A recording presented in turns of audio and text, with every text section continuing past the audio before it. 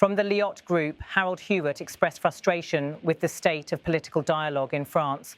Though he opposed Bayrou's confidence bid, his concern was less about partisanship and more about the disconnect between leaders and citizens.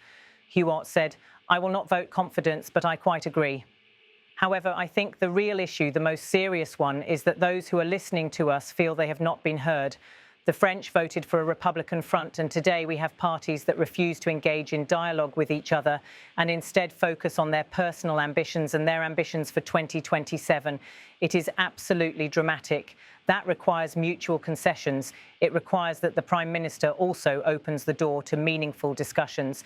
It requires questioning part of the track record of what has been done over the past several years. His words underscored the broader frustration, a public weary of political theatre and a system unable to adapt to their demands. As the confidence vote loomed, it was clear that the debate was about far more than Bayrou's immediate survival.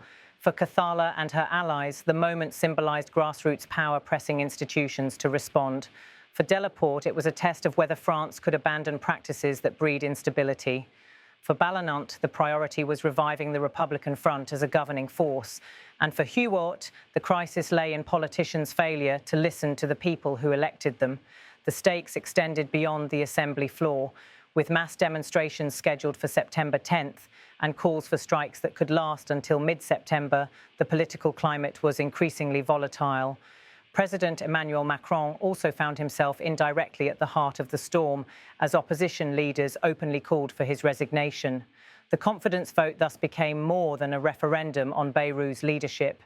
It evolved into a symbol of France's fractured democracy, one where compromise, accountability and responsiveness to citizens remain in short supply.